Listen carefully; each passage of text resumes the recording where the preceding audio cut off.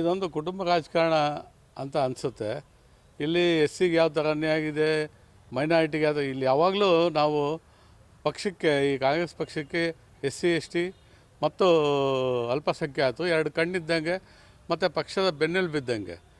ನಮಗೆ ಇಲ್ಲಿ ಅನ್ಯಾಯ ಆಗ್ತಿರೋದನ್ನು ನೋಡ್ತಾ ಸಿದ್ದರಾಮಯ್ಯನವರು ಸಹ ಇದನ್ನು ಯೋಚನೆ ಮಾಡ್ಬೇಕಾಯ್ತು. ಅವರು ಅಹಿಂದ ಅಂತ ಬಾಯಲ್ಲಿ ಹೇಳ್ತಾರೆ, ಅಹಿಂದ ಅಂತ ಹೇಳ್ಬಿಟ್ಟು.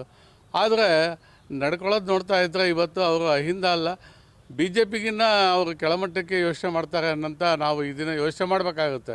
ಯಾಕಂದರೆ ಕಾಂಗ್ರೆಸ್ ಪಕ್ಷ ಯಾವತ್ತೂ ಸಹ ಎಸ್ ಸಿ ಎಸ್ ಟಿಗೆ ಮತ್ತು ಮೈನಾರಿಟಿಗೆ ಬಹಳಷ್ಟು ಸ್ಕೋಪ್ ಕೊಟ್ಟಂತ ಬಂದಂಥ ಪಕ್ಷ. ಆದರೆ ಇವತ್ತು ಅಹಿಂದ ಅಂತ ಹೇಳ್ಕೊಂಡು ಬಂದಂಥ ಸಿದ್ದರಾಮಯ್ಯನವರು, ಅವರು ಸಹ ಸೋಷಿಯಲಿಸ್ಟಾಗಿ ಕೆಲಸ ಮಾಡಿ ಬಂದಂಥ ವ್ಯಕ್ತಿಗಳು. ಅವರು ಭಾಳ ಯೋಚನೆ ಮಾಡಿ ತೂಕ ಎಳೆದು ಮಾಡ್ತಾರಂತ ನಾವು ಭಾಳ ಅಂದ್ಕೊಂಡಿದ್ವಿ. ಇದು ನೋಡಿದಾಗ ಒಂದು ವಂಶಕ್ಕೆ ಸೀಮಿತ ಆಗಿದೆ ಅಂತ ಅನಿಸುತ್ತೆ ಸರ್ ನಮಗೆ. ಆದ್ದರಿಂದ ಈ ಸಂದರ್ಭದಲ್ಲಿ ನಾವು ಇದನ್ನು ಸಿದ್ದರಾಮಯ್ಯನವರಿಗೆ ಈ ಪ್ರಶ್ನೆಯನ್ನು ನಾನು ಈ ನಿಮ್ಮ ಮುಖಾಂತರ ಈ ಪ್ರಶ್ನೆಯನ್ನು ಕೇಳ್ತೀನಿ. ಅವರು ಇದಕ್ಕೆ ಉತ್ತರ ಕೊಡಬೇಕಾಗುತ್ತೆ ಸರ್. ನಿಮ್ಮ ನಡೆ ಏನು ಸರ್ ಮುಂದೆ? ನಮ್ಮ ನಡೆ, ನಾನು ಪಕ್ಷೇತರ ಅಭ್ಯರ್ಥಿಯಾಗಿ ನಾನು ನಾಳೆ ನಾಮನಿರ್ದೇಶನ ಮಾಡಲಿಕ್ಕೆ ನಾನು ರೆಡಿ ಇದ್ದೀನಿ 100%. ಅದರಲ್ಲಿ ನೋ ಡೌಟ್.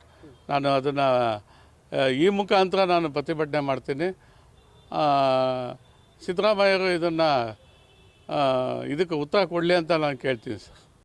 ಚುನಾವಣೆ ಇತಿಹಾಸ ನೋಡಿಕೊಂಡ್ರೆ ಅಲ್ಲಿ ಕಾಂಗ್ರೆಸ್ ಇಲ್ಲವರೆಗೂ ಗೆದ್ದಿರೋದು ಅಲ್ಪಸಂಖ್ಯಾತರು, ದಲಿತರು, ಹಿಂದುಳಿದ ವರ್ಗಗಳು, ತಳ ಸಮುದಾಯಗಳೇ ಅವ್ರು ಕೈ ಹಿಡಿದಿರೋದು. ಯಾವುದೇ ಮೇಲ್ಜಾತಿ ವರ್ಗದವರು ಅಲ್ಲಿ ಕಾಂಗ್ರೆಸ್ಗೆ ಓಟ್ ಹಾಕಿಲ್ಲ. ಬೂತ್ ವೈಜು ನೀವು ಬೇಕಾದ್ರೆ ಅಲ್ಲಿ ಸ್ಟೇಟ್ಮೆಂಟ್ ತೊಗೊಳ್ಳಿ, ಹಂಗೆ ಇದೆ ಇತಿಹಾಸ. ಲಿಂಗಾಯತರು ನಿಂತ್ಕೊಂಡ್ರು ಕೂಡ ಲಿಂಗಾಯತರಿಗೆ ಕಾಂಗ್ರೆಸ್ ಓಟ್ಗಳನ್ನ ನಿರಾಕರಣೆ ಮಾಡಿದ್ದಾರೆ. ಕಳ್ಸತಿ ಕೂಡ ಅದನ್ನು ಮುಕ್ತ ಕಂಠದಿಂದ ಹೇಳಿದ್ದಾರೆ ಎಸ್ ಎಸ್ ಅವರು. ಮುಸ್ಲಿಮರಿಂದ, ದಲಿತರಿಂದ, ಬೇರೆ ಅಲ್ಪಸಂಖ್ಯಾತರಿಂದ ಎಲ್ಲರಿಂದ ನಾನು ಗೆದ್ದಿರೋದು, ನಮಗೆ ಓಟ್ ಹಾಕಿಲ್ಲ ಅಂತೇಳಿ. ಅದ್ರ ಜೊತೆಯಲ್ಲಿ ಪ್ರಾಮಿಸ್ ಮಾಡಿದ್ದಾರೆ ಅವರು, ನೆಕ್ಸ್ಟು ನಾನು ನಿಮಗೆ ಅಲ್ಪಸಂಖ್ಯಾತರಿಗೆ ನಾನಿಲ್ಲಿ ಬೆಳೆಸ್ತೀನಿ, ಅಲ್ಪಸಂಖ್ಯಾತರಿಗೆ ಟಿಕೆಟ್ ಕೊಡಿಸ್ತೀನಿ, ಅಲ್ಪಸಂಖ್ಯಾತರಿಗೆ MLA ಮಾಡ್ತೀನಿ ಅಂತೇಳಿ, ಇದು ಲಾಸ್ಟು ನನಗೆ ಕೊನೆಯ ಅವಕಾಶ ಕೊಡಿ ಅಂತೇಳಿ ಅವರೇ ಹೇಳಿ ಇವತ್ತು ಇಲ್ದಾಗ ಅವ್ರ ಮಗ ಈ ಥರ ಉಲ್ಟಾ ಹೊಡೆದಿರೋದು ಇಡೀ ಅಲ್ಪಸಂಖ್ಯಾತರಿಗೆ ಅಹಿಂದ ವರ್ಗಕ್ಕೆ ಮಾಡಿರೋ ಕಟ್ಟ ಕಡೆಯ ದೊಡ್ಡ ಮೋಸ ಅಂತ ನಾನು ಹೇಳ್ತೀನಿ.